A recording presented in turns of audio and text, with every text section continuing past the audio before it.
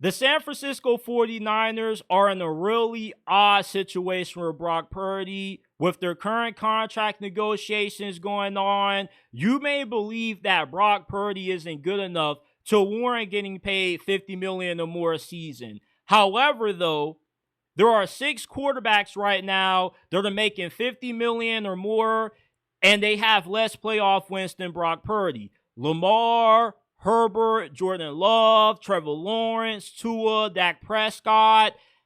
We know that the market is the market. And the 49ers kind of are in a situation where they can't play hardball with Brock Purdy. It's easy to say, oh, make Brock Purdy prove himself again.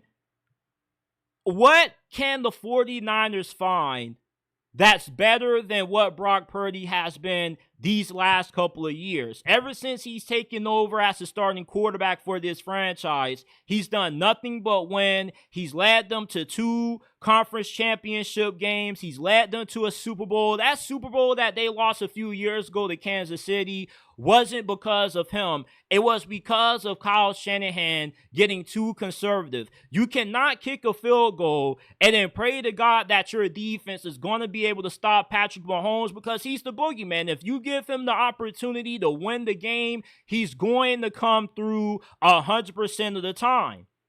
Brock Purdy, though, in terms of consistency and stability, is worth the San Francisco 49ers paying him $50 million a year.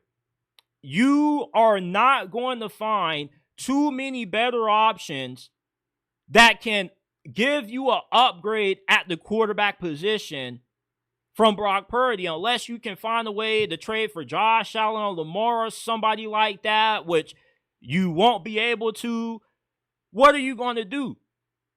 And it's not like every quarterback that you plug into Kyle Shanahan's scheme automatically turns into gold. We seem to forget the situation the 49ers were in before they lucked up and they got Brock Purdy with the last pick of the draft. You had Trey Lance, who couldn't play at all. He's been a bust up to this point in his career. You had Nick Mullens, Brian Hoyer, C.J. Beathard. They weren't good neither. Jimmy Garoppolo was mid to above average at best. Brock Purdy has been the best quarterback that the 49ers have had since Steve Young and Joe Montana, which makes him worth that $50 million a year investment. And the 49ers are trapped into overpaying him. He may not be as talented as the Lamars, the Mahomes, the Josh Allens out there, but in terms of consistent quarterback play, he's worth the investment. He has been to a Super Bowl before. He has had good playoff runs. There aren't too many quarterbacks in this league that give you consistent quarterback play in the biggest games. Dak Prescott is good in the regular season, and then he disappears when it matters the most in January. Jordan Love, we still don't know what he is. Justin Herbert is making $50 million a year, and he hasn't won a playoff game yet. As a matter of fact, he has been one of the worst postseason quarterbacks in the NFL in his 2 appearances in the playoffs.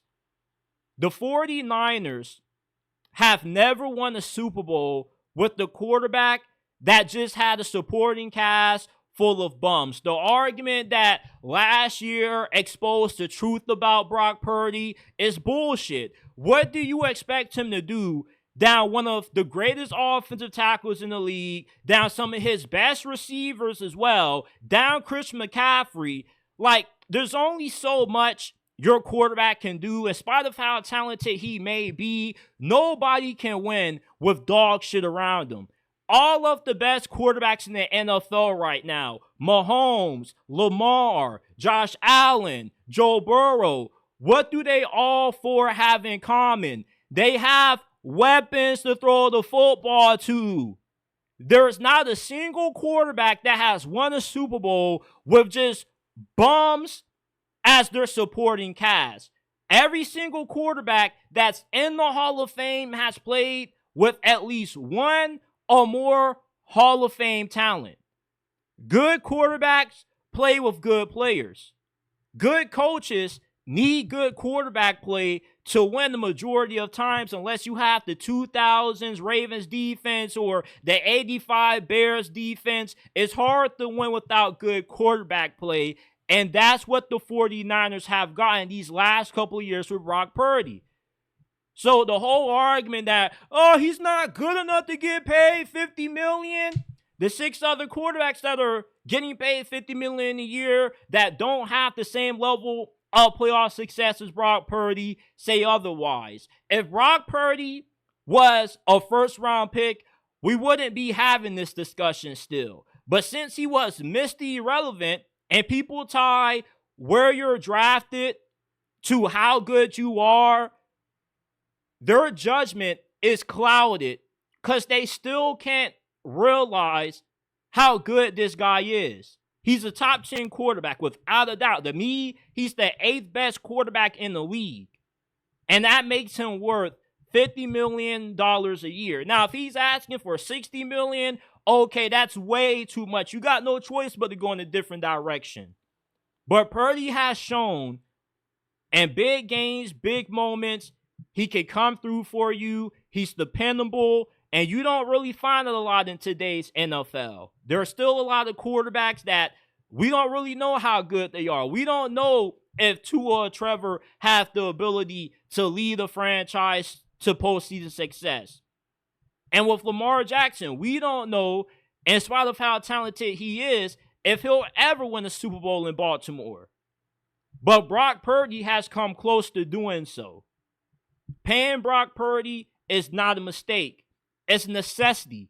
They're trapped into overpaying him based off the stability and the consistency at this position that he's given this franchise at a time where things didn't really look so good. Once they had to move on from Trey Lance, you would have thought that it was rats for them. Normally, when you miss on a quarterback in the first round after giving up everything the 49ers did to drive Trey Lance, it should have set them back 4 or 5 years. It should have gotten everybody fired. But with Brock Purdy saving the day as Mr. Irrelevant, it's kept the 49ers Super Bowl window wide open.